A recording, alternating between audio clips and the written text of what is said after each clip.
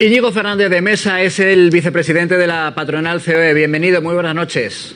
Hola, buenas noches. Cuando ustedes le dicen al gobierno esto, oigan, por lo menos podían preguntarnos cómo se van a repartir esos 140.000 millones. ¿A ustedes qué les dicen? Bueno, nosotros siempre hemos tenido una actitud muy constructiva con el gobierno. De hecho, creamos un grupo de trabajo compuesto por grandes expertos, tanto despachos de abogados como grandes auditoras, como también empresas muy importantes, con el objeto de hacer una propuesta al gobierno de cómo podríamos hacer para que en este Real Decreto, por un lado, se mejorara la transparencia y la concurrencia, pero al mismo tiempo se agilizaran los procesos administrativos que permitan usar este dinero europeo que vamos posiblemente, esperemos, tener los próximos 5 años, ¿no? Y creemos que el Real Decreto es importante que salga por estas razones, es decir, porque España tiene un precedente muy malo de absorción de recursos europeos y para poder absorberlos yo creo que tenemos que hacer las reformas necesarias que, por un lado, mantengan el equilibrio entre concurrencia y transparencia, pero al mismo tiempo que los procedimientos sean lo suficientemente ágiles para que el dinero acabe fluyendo a las empresas. Señor Fernández, ¿y qué visos tienen, qué perspectivas tienen de que eso al final se consiga, que se les escuche? Porque de momento lo que conocemos es que de momento no van a tener participación, no se les va a oír. Es muy importante que haya en este Real Decreto que vaya a seguir ahora los procedimientos parlamentarios habituales, lo cual creo que es una buena noticia, porque creo que es un Real Decreto además que debería de ser consensuado lo máximo posible con el mayor número de fuerzas políticas, porque yo creo que va en el beneficio de todos de España en su conjunto y de todos los españoles.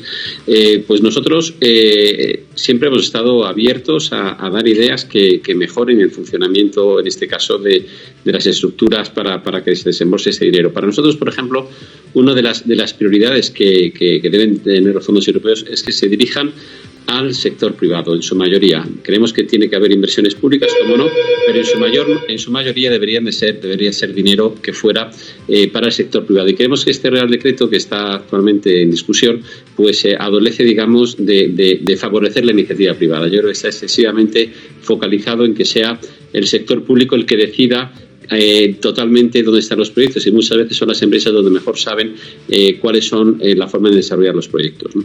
Claro, lo que pasa es que además de la posible opacidad o de la falta de transparencia de la que nos hablaba, entiendo, señor Fernández de Mesa, que el mayor riesgo, también lo apuntaba, es que se pierdan por el camino parte de los 140.000 millones de euros de ayudas europeas, ¿no?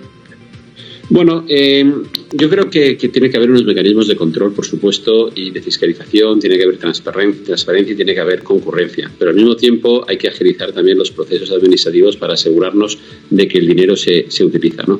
Y luego, además, el dinero se tiene que utilizar de forma eficiente. Es decir, una de las principales, digamos, cuestiones que adolece la estrategia del Gobierno es que, como decía, es el Gobierno el que decide cómo y dónde se hace cada uno de los proyectos. Nuestra posición es que deben de ser las empresas las que aporten ideas, y esas ideas tienen que ser protegidas, tiene que haber una cierta patente. De lo contrario, si una empresa presenta una idea y el gobierno la coge y la saca a concurrencia, pues la empresa lógicamente no va a dar esas ideas, ¿no? Y cuando estamos hablando de transformar la economía productiva española, estamos hablando de que el dinero tiene que ir a las empresas y las empresas tienen que aportar ideas, ¿no? Y yo creo que ese es el principal, a nivel, digamos, de carga de profundidad, el principal elemento que se tiene que tener en la estrategia del gobierno, ¿no? Señor Fernández de Mesa, y esto, claro, mucha gente a lo mejor nos está viendo y está diciendo, bueno, pero esto luego ¿cómo se traduce? O sea, tampoco es ponernos en el peor de los escenarios, pero si no hay un control, o sea, si las ayudas, si no se está escuchando a las CEPIMES, si no se está escuchando a los empresarios, ¿qué puede pasar luego a los españoles? ¿Qué les puede pasar a los trabajadores? Bueno, yo creo que los fondos europeos son una gran oportunidad que tenemos para modernizar el sector privado de nuestra economía. Hemos sido el país que más ha sufrido o que más está sufriendo por la pandemia, por nuestra estructura productiva, por la estructura de nuestro sector de servicios, por el tamaño de nuestras empresas, pero Europa yo creo que ha sido muy solidaria y nos ofrece la oportunidad de modernizar nuestra economía. A cambio de utilizar estos fondos también nos pide que hagamos determinadas reformas, que hagamos reformas que nos permitan que nuestras finanzas públicas sean sostenibles a largo plazo y que tengamos una economía, digamos, competitiva, ¿no?